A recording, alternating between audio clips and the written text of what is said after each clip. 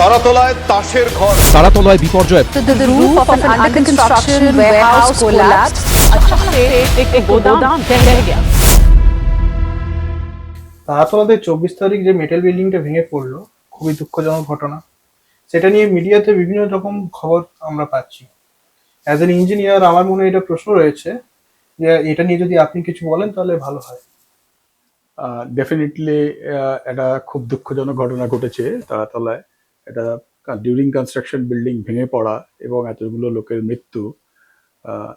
এটাকে বুঝতে গেলে আমাদের অনেকগুলো পার্টে জিনিসটা বুঝতে হয়। যেহেতু আমরা টেকনিক্যাল লোক, তোমরাও টেকনিক্যাল এই প্রফেশনাল উপর কাজ করছো স্ট্রাকচারাল ইঞ্জিনিয়ারিংয়ে, এর দুটো পার্ট, মেজর একটা টেকনিক্যাল পার্ট আছে, আরেকটা মেজর পার্ট যেটা হচ্ছে সোশ্যাল পার্ট।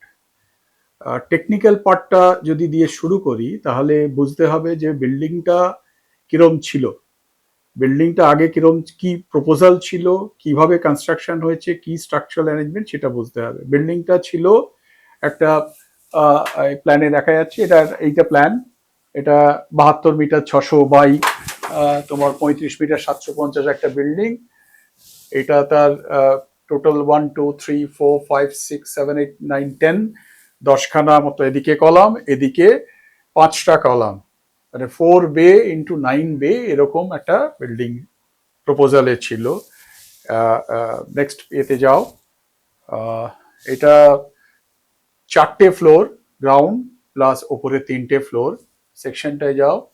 এইটা ছিল তার বিল্ডিংটার হাইট, 19.75 মিটার একটা হাইট ছিল। আর বিল্ডিংটা 72 মিটার 600 বাই 35 মিটার 750 এরকম একটা ছিল। মেটাল বিল্ডিং যখন তৈরি হয়, মেটাল বিল্ডিং এ তার কতগুলো স্পেসিফিক রিকোয়ারমেন্ট থাকে। প্রচন্ড ফাস্টার কনস্ট্রাকশন ঠিকই, বাট তার কতগুলো ডিজাইন অ্যাসপেক্টে এবং ডিটেলিং অ্যাসপেক্টে কনস্ট্রাকশনে বেশ কিছু ডিটেলিং প্রয়োজন হয় এবং অনেক বেশি সেটাকে কশাসলি করতে হয়। আমি সাইটটায় গতকাল গেছিলাম, গতকাল সাইটে গিয়ে যা যা দেখেছি আগে সেটাকেও এক্সপ্লেন করি। যেটা কনস্ট্রাকশন হয়েছে, এটা তো ড্রয়িংটা, সেটা কনস্ট্রাকশন কিভাবে হয়েছে আর কোলাপস করার পর পিকচারটা কি হয়েছে সেটা যদি আমরা একটু দেখি তাহলে এর টেকনিক্যাল জিনিসটা পরপর বলতে সুবিধা হবে। কনস্ট্রাকশন ফেজের কতগুলো পিকচার আমরা বার করেছি গুগল থেকে।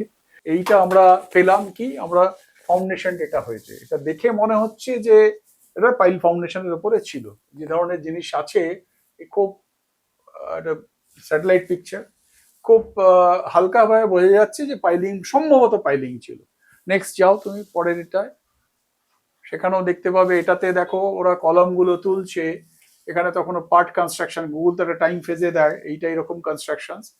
পরেরটায় যাও, এটা কনস্ট্রাকশন পিরিয়ড লাস্ট, এখনকার নয়, হয়তো 1-1.5 মাসের পুরনো ছবি। এটা এই অবস্থায় আছে। বেসিক কনস্ট্রাকশনটা যেটা ছিল সেটা হচ্ছে মেটাল ফ্রেম, মেটাল ফ্রেমের ওপরে তোমার ডেকশিট, ডেকশিটের ওপরে কাস্টিং, এটা সাসপেন্ডেড ফ্লোর গুলো এরকমই ছিল। ভেঙে যাওয়ার ছবিগুলো দেখি। তো এখানে আমরা দেখতে পাচ্ছি, দেখো 3টে ফ্লোর দেখতে পাওয়া যাচ্ছে। 3টে ফ্লোরের মধ্যে 2টো ফ্লোর কাস্টিং হয়েছে। এই ফ্লোরটা কাস্টিং হয়েছে, মানে second and third floor casting হয়েছে। এর রুফ পর্যন্ত আরেকটা ফ্লোর তৈরি হয়নি, তো পুরো জিনিসটি কনস্ট্রাকশনই করা হয়নি। আর ফার্স্ট ফ্লোরেরটা কাস্টিংটা ইনকমপ্লিট ছিল, কাস্টিংটা করা হয়নি। মেটাল বিল্ডিং এটা একটা অ্যাডভান্টেজ আছে যে পুরো বিল্ডিংটা যতটা পোর্শন ফ্রেমটা করে গিয়ে পরে কাস্টিং করা যায়, ওরা সেটাই করছিল। কিন্তু প্রত্যেকটা ফর্মে দেখো ফেলিওর গুলো কি হচ্ছে, এইখানে বোল্ট ভেঙে বেরিয়ে চলে গেছে, বোল্ট ভেঙে বেরিয়ে চলে গেছে, মেটেরিয়াল গুলো বাকল করেছে। জাংশনস গুলো, এই যে কানেকশনস গুলো দেখো, একদিকে রোটেশন রেস্ট্রেন্ট আছে, আরেকদিকে রোটেশন রেস্ট্রেন্ট নয়, ফ্রি রোটেশনস টাইপ অফ কানেকশনস আছে। ইভেন ইন দ্য কলামের যে স্পাইসিং করেছে বা জয়েনিং করেছে সেখানেও হচ্ছে rotation free, restrained rotation condition নয়, রোটেশন ফ্রি কন্ডিশনে কানেকশনস করেছে। দেখো অল বাকল করেছে, ফুল জিনিসকে কলামগুলো বাকল করেছে। একদম গোড়ায় ব্রিটল ফেলিওর হয়েছে, বাকি সব জায়গায় টু সাম এক্সটেন্ট ইলাস্টিক ফর্মেই ফেলিওরটা আছে, বাট ফেলিওর আছে, ম্যাসিভ ফেলিওর। ব্রিটল ফেলিওরটা একদম বেসে হয়েছে। Only at the base also you see one directional, সেটা রোটেশন রেজিস্ট্যান্স আছে, আদার ডিরেকশনে কিন্তু রোটেশন রেজিস্ট্যান্স নেই। আর মোস্টলি সব কলামগুলো বা বিমগুলো all are of I sections, total buckle করেছে, মানে মোস্টলি সব ক্ষেত্রেই দেখা যাচ্ছে যে কলম বাকল করে যাচ্ছে, দিয়ে এটা তাসের ঘরের মতো ভেঙে পড়েছে পুরো, মানে কোনো কলামই বেঁচে নেই প্র্যাকটিক্যালি যার বাকলিং হয়নি। এরকম এখানে দেখো জয়েন্ট ছিঁড়ে বেরিয়ে চলে গেছে, যে ফ্রি রোটেশন কানেকশন সিস্টেম, তার সব শিয়ার কানেকশনস হয়েছে, কোনো স্টিফনার নেই, পুরো ছিঁড়ে এটা একদম বেরিয়ে চলে টিয়ার অফ করে গেছে, এত রেঞ্জে বাকল করেছে টিয়ার অফ করে গেছে। হ্যাঁ, এখানে দেখো এগুলো কিন্তু এই কলামগুলো নিচের পোর্শনে বাকল করেছে হয়তো, সেটা ওই এটা মানে ধ্বংসস্তূপ ডেব্রিজের মধ্যে থেকে বোঝা যাচ্ছে না, নিচের পোর্শনে অ্যাক্সেস করা যায়নি, তো নিচে বাকলিং হয়েছে কিনা সেটাই বুঝতে পারছি না, বাট ওপরের সমস্ত ফ্রেম কানেকশনস গুলো শিয়ার ফেলিওর হয়ে গেছে, পুরো বোল্ট ভেঙে বেরিয়ে চলে গেছে, কলামগুলো স্ট্রেট দাঁড়িয়ে আছে, এইগুলোর সংখ্যাটা খুব কম, পেরিফেরি দিয়ে বা অধিকাংশ কলাম বাকল ফেলিওর হয়েছে। এখন এই ছবিগুলো দেখে এটা পরিষ্কার বোঝা গেল যে এটা পুরো ফেলিওরটা বাকলিং ফেলিওর, এবং বাকলটা মেইন বাকলিং কার হয়েছে? কলামে। বাকলিং তোমরা সবাই জানো যে buckling is a phenomena that occurs due to primarily the primary না, due to the axial load. Warping অন্য কারণে হতে পারে, বাকলিং যেটা হচ্ছে সেটা because of the axial load. তো এইটা একটা স্ট্যাট মডেল আমরা করেছিলাম, করে জাস্ট একটা ওর যে ড্রয়িংটা পাবলিক ডোমেনে আছে সেখান থেকে রিট্রিভ করে যদি পুরো বিল্ডিংটা হতো তার কি স্ট্রেস কন্ডিশন হতো সেটা আমরা বার করেছি। এটা ডিফ্লেক্টেড শেপ, তো এই যেটা আছে গ্রিন দিয়ে, এই ডিফ্লেক্টেড শেপটা হচ্ছে যদি যে কন্ডিশনস গুলো সাপোর্ট কন্ডিশন হওয়া উচিত ছিল এই ধরনের বিল্ডিং এর ক্ষেত্রে, যে all frame connection should be fixed connection system, তার মানে rotation resistant system, fixed connection system, তাদের ফিক্সড জয়েন্ট হতো, মোমেন্ট কানেকশনস হতো, শেয়ার কানেকশনস করতো না, ওরা সব শেয়ার কানেকশনস করেছে বোল্ট দিয়ে, just plate, no end plate, no stiffener, nothing, সেটা করেছে। আইডিয়াল কন্ডিশন এটা হওয়া উচিত ছিল, হলে you see the deflection shape, deflection is almost invisible, it is matching with the frame lines, ওয়্যারএজ ওরা যেটা করেছে সেই কন্ডিশনে যদি যাওয়া হয় তাহলে আমাদের অ্যানালিসিস রেজাল্টও কি বলছে, দে সি দ্য মানে kind of deformations it is having, kind of deflection it is having, huge deflections. It is only done in self-weight condition with the dead load of the slab, suspended slab, not with the imposed load, not with the wind load, not with the seismic load, nothing. Only self-weight condition এই deflection, তাতেই maximum deflection যেটা আমরা retrieve করে দেখলাম সেটা around 400 to 500 millimeter for the columns. For the beams it is much more. 9 meter span, it doesn't mean যে এটা 9 meter span এ করা যেত না, তাহলে sections inadequacy ছিল, connection inadequacy ছিল। connection inadequacy তোমরা পড়েছো যে কোনো একটা ক্লোজ সেকশনস, আমরা ইজি ক্লোজ সেকশনস, প্রিমিটিভ হচ্ছে ট্রায়াঙ্গেল, তারপরে আমরা কোয়াড্রিলেটারালে যাই, বা আমরা রেগুলার যদি ক্লোজ সেকশন বুঝি তাহলে হচ্ছে একটা রেক্ট্যাঙ্গেল বা স্কোয়ার, সেটা রোটেশন রেজিস্ট্যান্ট যদি না হয় তাহলে আনস্টেবল, কেন it can transform to a rhombus. তার জন্য আমরা ডায়াগোনাল মেম্বার দিই, দুটো ডায়াগোনাল মেম্বার দিলে তার রোটেশন রেজিস্ট্যান্স হয়ে যায়, স্টেবিলিটি বাড়ে। এখানে ওরা রোটেশন ফ্রি সিস্টেম মানে শিয়ার কানেকশনে কাজ করেছে, মোমেন্ট কানেকশন দেয়নি কোথাও, তার মধ্যে কোনো রোটেশন রেজিস্টিং কোনো মেম্বার সিস্টেম ছিল না, তার মানে ইট অ্যালাউড দ্য রোটেশনস, ওর ডিফ্লেকশনস হয়েছে। অ্যান্ড ইউ অলসো নো যে ডিফ্লেকশনস হলে কি হয়, the member goat deflected in the dead load live load conditions, the vertical load, এখানে তো সেলফ ওয়েটই আমরা এই অবস্থাতে দেখছি, ভার্টিক্যাল লোডেই তার ট্রিমেন্ডাস ডিফ্লেকশনস হচ্ছে। ডিফ্লেকশন যখন হচ্ছে তার গোড়ায় ট্রিমেন্ডাস মোমেন্ট জেনারেট করবে, তার মানে ওর যে সাপোর্ট কন্ডিশনস আছে, support condition one direction is a moment connection, another ডিরেকশনে আছে rotation free connections, rotation free কানেকশনে সেখানে ও রেজিস্ট্যান্স দিতে পারছে না, পুরো জিনিসটা ডিফ্লেক্ট করেছে ম্যাসিভ ভাবে। সেই ম্যাসিভ ডিফ্লেকশনটা, এবং এটা একটা কাস্কেডিং এফেক্ট হয়েছে ডেফিনেটলি, যে টাইমটায় পড়েছে তার সাথে কিছু ন্যাচারাল লোডিং কন্ডিশন জড়ো হয়েছে, বৃষ্টির জল অমুক তমুক এসব করে আরো সেলফওয়েট বেরিয়ে ডিফ্লেকশন যখন হতে শুরু করেছে, কলাম একটার পর একটা যদি কোলাপস করে, তাহলে সাপোর্ট সিঙ্কিং কন্ডিশনে কি হয় তোমরা জানো। সাপোর্ট সিঙ্কিং যখন হয় তখন অন্যান্য মেম্বার গুলো তো তার স্ট্রেস আসে। তো সাপোর্ট সিঙ্কিং কন্ডিশন আরো ডেঞ্জারাস কেন হয়েছে? ডেকশিট সিস্টেমে কাজ করতে গেলে আমরা কি করি, আমরা যতগুলো বিল্ডিং করি সেখানে আমরা স্টাড লাগাই না, shear stud, so that the slab, suspended slab integrated with the frame system. কোনো মেম্বারের ওপরে শিয়ার স্টাড নেই। শিয়ার স্টাড না থাকাতে কি হয়েছে, তাহলে যখনই একটা কোনো কলাম বাকল করছে, পুরো ডিফ্লেকশনটা এন্টার বাড়িকে এফেক্ট করছে, স্ল্যাবটা স্লাইড করে বেরিয়ে যেতে চাইছে বলে। ইন্টিগ্রেটেড হিসেবে ফাংশন করতে পারছে না। স্ল্যাবটা যদি ইন্টিগ্রেটেড হতো তাহলেও পুরো একটা ফ্রেম অ্যাকশন পেত, ফ্রেম অ্যাকশন পাচ্ছে না, সেটা আছে। প্লাস হচ্ছে আইএসএমবি ইউজ করেছে, তোমরা সকলেই জানো আই সেকশন তার ওয়ান ডিরেকশনে তার মোমেন্ট অফ ইনার্শিয়া বেশি, মানে রেজিস্টিভিটি বেশি, তার আর আদার স্টিফনেসটা বেশি, আদার অ্যাক্সিসে মাইনর অ্যাক্সিসে তার স্টিফনেস কম। তুমি দেখো যতগুলো বাকলিং করেছে সব মাইনর অ্যাক্সিসের এগেনস্টে বাকলিং হয়েছে, মেজর অ্যাক্সিসে বাকলিং হয়নি প্রায়, সব মাইনর অ্যাক্সিসে। সব ব্যাকলিং গুলো দেখো, অল দেখো মাইনর অ্যাক্সিসের এগেনস্টে বাকলিং গুলো হয়েছে, যেটা স্ট্রাকচারের নিয়ম অনুযায়ী।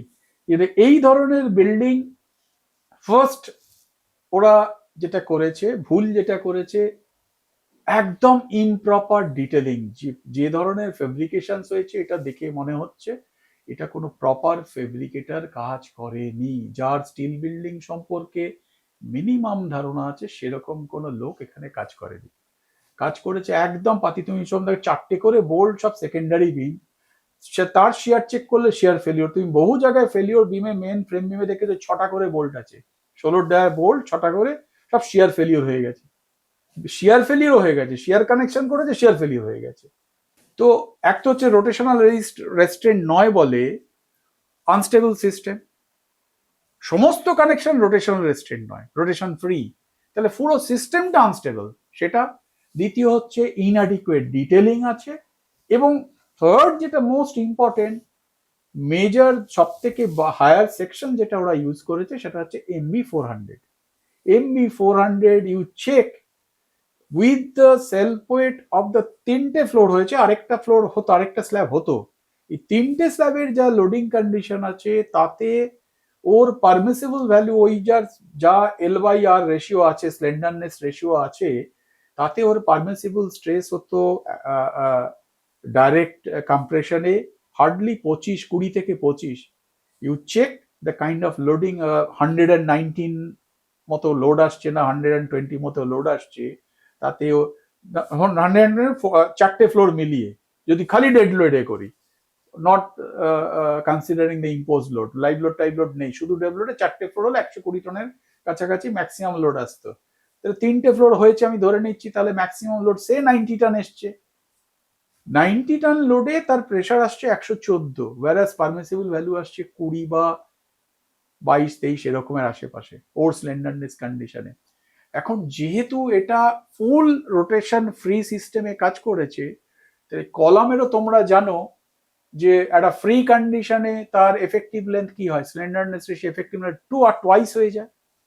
যদি ফিক্স কন্ডিশন যেটা হওয়া উচিত ছিল, ফিক্স ফ্রেম মেম্বার কানেকশন গুলো মোমেন্ট রেজিস্ট্যান্ট, মোমেন্ট কানেকশন হতো, মানে রোটেশন রেস্ট্রেন্ট কানেকশন হতো, তাহলে কি হতো, তাহলে ওটা 0.65 L হয়ে যেত, তাহলে প্রায় 300% স্লেন্ডারনেস রেশিও বেড়ে গেল, জিনিসটা আনস্টেবল হলো। তার মানে it's a total fabrication in education. Definitely there was no fabrication drawing, in proper fabrication drawing ছিল না, ডিজাইন ছিল না, এটা হয়েছে। That is the cause of the major failure. 72 meter by 35 meter, এত বড় বিল্ডিং, এটা যে হঠাৎ ডিউরিং কনস্ট্রাকশনে ভেঙে পড়বে, এর পিছনে নিশ্চয়ই নিজে এই বিল্ডিংটা কোন ইঙ্গিত দিয়েছে নিশ্চয়ই। সাইটে যারা ছিলেন তারা কি এটা কোনো সম্ভাবনা ছিল না যে তারা এটা টের পেতেন? ডেফিনেটলি স্টিল বিল্ডিং তার মেটেরিয়ালের প্রপার্টি তোমরা পড়েছো ছোটবেলায়, যে আরসিসি তার যদি ফেলিওর হয়, আরসিসির failure can lead to a brittle failure, because RCC concrete পার্টটা হচ্ছে brittle material, steel ductile material. Once you go for steel building generally এই ধরনের তাসের ঘরের মতো ভেঙে পড়া এটা হতে পারে না যে উইদাউট সিগন্যাল সে পে করেছে। এটা definitely for a period of over a period of last 1 month এটা সিগন্যাল দিচ্ছে যে এটা পড়ছে। তুই ওই মডেলটা থেকে দেখলে যে কি পরিমাণ ডিফ্লেকশন হচ্ছে, যে ও যে কানেকশন সিস্টেমে করেছে সেই কানেকশন সিস্টেমে এইরকম ডিফ্লেকশন প্যাটার্ন তুমি মডেল থেকে দেখতে পাচ্ছ। সাইটেও ওরা এরকম দেখেছে যে এটা ডিফ্লেক্ট করেছে। এবার ওরা নাকি ওদের কাজের সাথে যারা যুক্ত ছিল তারা বলছে যে বেশ কিছুদিন ধরে বিল্ডিংটা দুলছে। তার মানে দুলছে মানে নর্মাল উইন্ড কন্ডিশনেও ল্যাটারাল আছে, তার ডিফ্লেকশন শেপের জন্য তার বিভিন্ন জায়গায় ঢালাই তো সব জায়গাটা একসাথে করেনি, তা বিভিন্ন জায়গায় ঢালাই হয়নি, ঢালাই হয়েছে, এরকম কন্ডিশনও ডিফর্মেশন প্যাটার্ন অন্যরকম আছে, তার জন্য দুলছে, অল্প হওয়াতেও দুলছে। তার মানে এটা ওদের সিগন্যাল দিয়েছে। এবং নিশ্চয়ই কোথাও একটা দুটো করে বোল্ট আগে কেটে বেরিয়ে গেছে, সেটাও সিগন্যাল দিয়েছে ডেফিনেটলি। এটা এখন যারা কাজের সাথে যুক্ত ছিল তাদের সাথে কথা না বললে এক্সাক্ট জানা যাবে না, but steel building cannot fall like this without giving a signal. That's the technical. Definitely it given a signal. তাহলে এই ধরনের ফেলিওর ভবিষ্যতে কিভাবে এড়ানো যায়? ডেফিনেটলি এটাই সব থেকে আমাদের এই ধরনের আলোচনার এটাই টেক আউট এটা কি, আমরা ফিউচারে কিভাবে এই ধরনের জিনিসগুলো থেকে এড়িয়ে চলবো, মানে এটা যাতে না ঘটে, আর সেটা নিয়েই তো আমাদের মেজর কনসার্ন। এখন সেটা আমি যখন প্রথম বললাম যে টেকনিক্যাল একটা অ্যাসপেক্ট আছে, বাট টেকনিক্যাল অ্যাসপেক্টটার সাথে এটা মেইন রিজন হচ্ছে সোশ্যাল এবং সিস্টেম অ্যান্ড সোশ্যাল, এই দুটো রিজন যতক্ষণ না আমাদের এটার সাথে একসাথে ম্যাচ করবে ততক্ষণ 100% এড়ানো যাবে না। সিভিল ইঞ্জিনিয়ার্সদের কি এই ধরনের কনস্ট্রাকশনে 100% সে থাকে, ইঞ্জিনিয়ারিং এ সে থাকে না। আমাদের সোশ্যাল সিস্টেমে কন্ট্রোলিং সিস্টেম বা সোশ্যাল প্র্যাকটিস যা, সেটা দেখা যাচ্ছে যে সিভিল ইঞ্জিনিয়ারিং বা স্ট্রাকচারাল ইঞ্জিনিয়ারিং এই পুরো সিস্টেমটা কিন্তু highly neglected. They are not getting proper importance. আমরা বিল্ডিং অ্যাস্থেটিক্স রিলেটেড যদি হয় সেখানেও অনেকটা গুরুত্ব পায়, কিন্তু কোনো অ্যাস্থেটিক একটা মাল্টি লেভেল যখন বিল্ডিং তৈরি হয় বা মাল্টি লেভেল কনস্ট্রাকশন তৈরি হয়, সেটা কিন্তু অ্যাস্থেটিক্স ড্রিভেন নয় primarily. Aesthetics definitely an important factor, but aesthetics driven নয়। এই বিল্ডিংটা তো একদম অ্যাস্থেটিক ড্রিভেন নয়, 100% engineering driven design building, but engineers are been neglected. যদি ইঞ্জিনিয়ার নেগলেক্টেড না হতো তাহলে এই ধরনের কনস্ট্রাকশন হতো না। তো এই নেগলেক্টেডটা কেন? তার জন্য সেখান থেকে আসছে সোশ্যাল কজ। তার মানে আমার কন্ট্রোলিং সিস্টেমও সেরকম নেই যে উইদাউট ইঞ্জিনিয়ার একটা কাজ হতে পারবে না, উইদাউট ইঞ্জিনিয়ারিং ডিটেল একটা কাজ হতে পারবে না, সাইটে কোনো রকম কাজ করতে পারবে না। তার সুপারভিশন সিস্টেমগুলো প্রপারলি থাকতে হবে, কাউকে রেসপন্সিবল করতে হবে। এখন সমস্ত প্রফেশনাল সারা পৃথিবীতে অল প্রফেশনালসদের তাদের কাউন্সিল থাকে, কাউন্সিল এটা মনিটর করে। আমাদের দেশে আছে অল প্রফেশনালসদের মধ্যে তুমি দেখো ডাক্তারদের প্রফেশনাল, তাদের মেডিকেল কাউন্সিল আছে। কোনো ডাক্তার তার রেসপন্সিবিলিটির মধ্যে একটা অ্যাডিশনাল থ্রেট থাকে যে আমার কাউন্সিল আছে, কাউন্সিলের কিছু গাইডলাইন আমাকে মেনে চলতে হবে, তাহলে আমার রেজিস্ট্রেশন বাতিল হয়ে যাবে। তো ডাক্তার অনেক বেশি সিরিয়াস। চার্টার অ্যাকাউন্টেন্টদের আছে, কাস্ট অ্যাকাউন্টেন্ট আছে, আর্কিটেক্টদের আছে, লয়ারদের আছে। তাহলে প্রফেশনালস ছাড়া কোনো সমাজ চলতে পারে না। প্রফেশনালসদের কাউন্সিল থাকতে হয় অ্যাজ এ কন্ট্রোলিং অথরিটি। ইঞ্জিনিয়ার্সদের কোনো কাউন্সিল নেই আমাদের দেশে। ইঞ্জিনিয়ারিং কাউন্সিল থাকলে তাহলে এই যে প্রফেশনালস ভ্যারাইটিস অফ প্রফেশনাল এইটা তাহলে কন্ট্রোল হতো। মানে আমাদের দেশে যখন মেটেরিয়াল তুমি ব্রিক্স কিনতে যাও, first class bricks, second class bricks, third class bricks, ইঞ্জিনিয়ারদের মধ্যেও সেরকম হয়ে গেছে।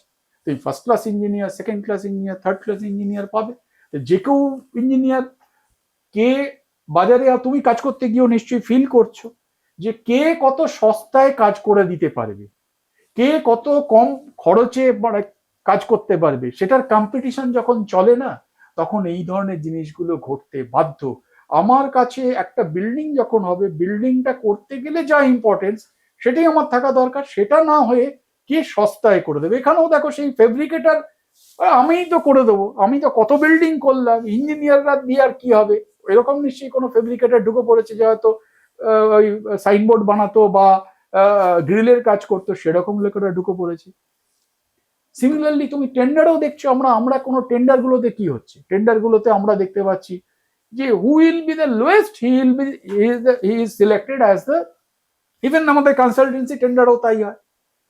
কনসালটেন্সি টোটাল প্রজেক্টের কত পার্সেন্টেজ থাকে, তাহলে সেখানে পার্সেন্টেজ ফিক্স করে এই টেন্ডারিং সিস্টেমেও যতক্ষণ না এইগুলো কন্ট্রোলিং করা যাবে, যে এই পার্সেন্টের নিচে যদি কেউ কোট করে তাকে সিলেক্টই করে রিজেক্টেড করে দেওয়া হবে অফার। কাজের ক্ষেত্র যদি এর থেকে কম পয়সায় কেউ কাজ করে, তার মানে সে কোথাও কম্প্রোমাইজ করবে। পৃথিবীতে সস্তা বলে কিছু হয় না, অপটিমাইজড কিনা, চিপ, ইকোনমিক, এরকম এই কথাগুলো ঠিক না, অপটিমাইজড মানে তোমার যেখানে যেটা লাগা দরকার সেটা সেখানে হচ্ছে, যে সিস্টেমে যেটার প্রয়োজন সেটা হচ্ছে কিনা। আমাদের দেশে আমরা তো একটা অদ্ভুতভাবে আমাদের দেশ তৈরি হয়েছে, আমরা অনেকটা সেই কলোনিয়ালিস্টিক অ্যাপ্রোচে পুরো জিনিসটা চলি। এখনো একটা স্বাধীন দেশে আমরা প্রফেশনালসরা আমাদেরকে প্রপার প্রফেশনাল কাজ করার জন্য সেই এনভায়রনমেন্টটা তৈরি হয়নি। যতক্ষণ না সেই এনভায়রনমেন্ট এবং প্রপার গুরুত্ব কোন জায়গায় কোন প্রফেশনালের কি ইম্পর্টেন্স সেটা যতক্ষণ না আসবে, ততক্ষণ এই ধরনের ঘটনা ঘটবে। এইটা ছাড়া পাশাপাশি যারা ইঞ্জিনিয়ার আছে, ইঞ্জিনিয়াররা যতক্ষণ না এই জিনিসগুলো, হ্যাঁ এটা এই দিস আর দ্য প্যারামিটার্স, এই প্যারামিটার্স গুলো আমাকে আমার ডিজাইন, আমার ডেলিভারেবলস এর মধ্যে আমাকে এনশিওর করতেই হবে for the sake of the work, তাহলে হবে। এই দুটো পার্টের একসাথে মেলবন্ধন দরকার, ইঞ্জিনিয়ার্সদের conviction to the professions and প্রফেশনালসদের স্বীকৃতি, রেকগনিশনস, এই দুটো একসাথে হলে তবেই জিনিসটা হতে পারবে। এবং সোশ্যাল সিস্টেমের মধ্যে একটা কন্ট্রোল, যাতে এই কোয়ালিটি অ্যাসুরেন্স সবকিছু জিনিসটা যাতে ঠিকঠাক করে হয়, এই দুটোর মেলবন্ধন যতক্ষণ না হবে ততক্ষণ 100% এই জিনিসগুলোকে আমরা অ্যাভয়েড করতে পারবো না। But being professionals, we cannot deny our moral responsibility as a professional.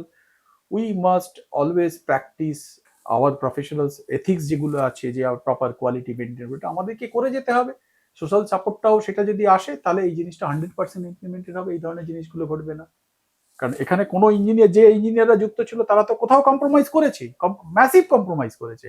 আদৌ ইঞ্জিনিয়ারিং ইনভলভমেন্ট ছিল কিনা সেটাও সন্দেহ আছে বিল্ডিংটায়।